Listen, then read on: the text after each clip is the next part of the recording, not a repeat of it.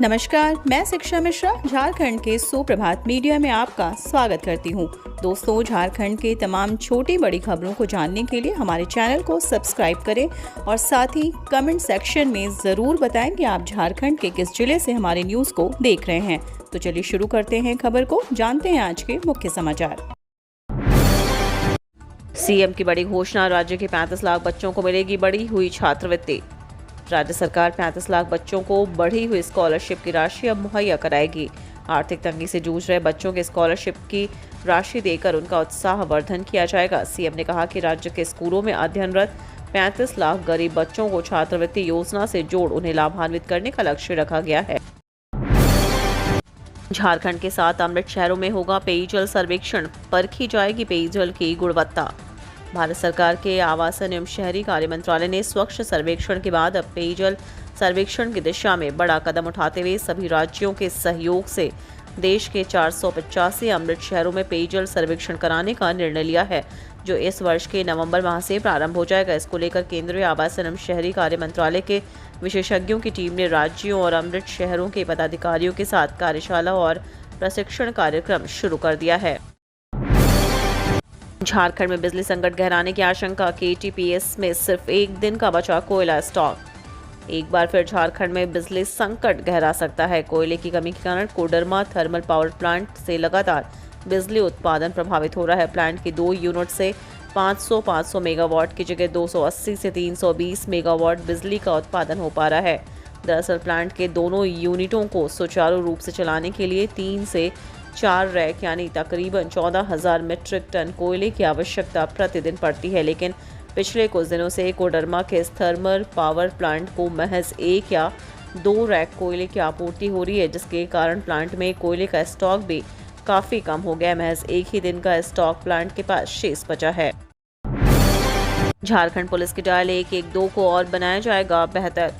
झारखंड सरकार के डायल 112 को बेहतर बनाने के लिए शुक्रवार को अपर पुलिस महानिदेशक संजय आनंद लाटकर ने वरीय पुलिस अधिकारियों के साथ बैठक की। बैठक में रांची के एसएसपी किशोर कौशल, एसपी वायरलेस और सीसीआर के अधिकारियों विशेष रूप से मौजूद थे। उन्होंने कहा कि किसी भी संकट की स्थिति में लोग डायल 100 पर कॉल करते हैं। अब डायल 112 की सुविधा भी झारखंड में मिलने लगी है। ऐसे में ये 2 बेहद कारगर हेल्पलाइन नंबर आम लोगों के लिए हैं, जिस पर वे किसी भी समय कॉल कर पुलिस की सहायता ले सकते हैं।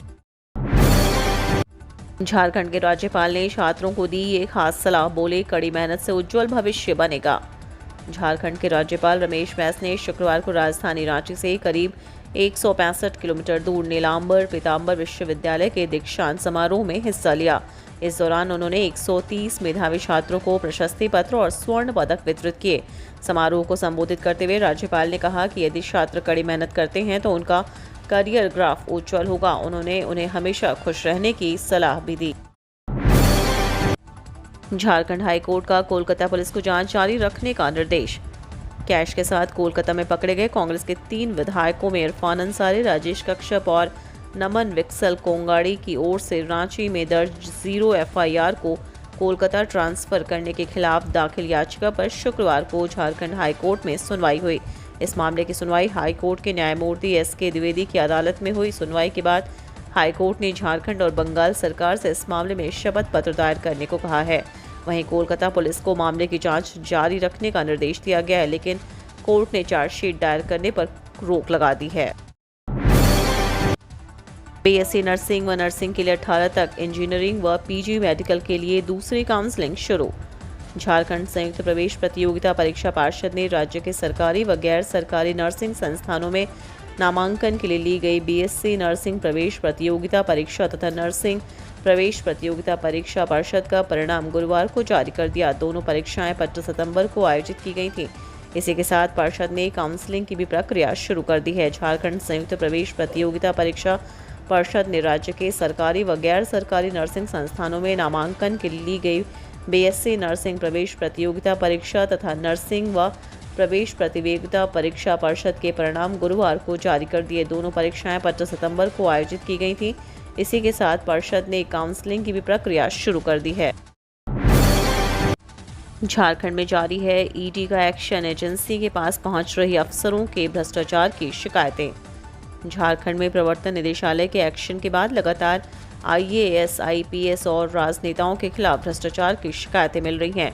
6 मई को ईडी ने तत्कालीन खान सचिव पूजा सिंघल के खिलाफ कार्रवाई की थी। इस मामले में उनकी गिरफ्तारी और ईडी की लगातार हो रही कार्रवाई के बाद से ईडी के ग्रीवांस सेल में 300 से अधिक शिकायतें आई हैं। स्कूली बच्चों में छुआछूत हावी, दूसरी रसोइया ने बनाया खाना तो नहीं खाया मिड डे मील।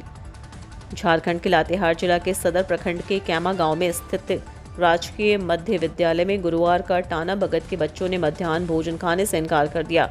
जानकारी के अनुसार कैमा गांव के मध्य विद्यालय के रसोइया मुनीता देवी के पति जेल चले गए। वह गुरुवार को अपने पति से मिलने के लिए लातेहार जेल गेट गई, जिसके कारण वह विद्यालय नहीं जा सके। इस कारण विद्यालय में मध्याह्न भोजन दूसरी रसोइया के द्वारा बनाया गया, जिसके बाद विद्यालय में पढ़ने वाले टाना भगत के 30 बच्चों ने मध्याह्न भोजन नहीं खाया। झारखंड के उत्तर पश्चिमी भाग से मानसून की वापसी, 3 दिनों में शेष भागों से भी विदाई की संभावना।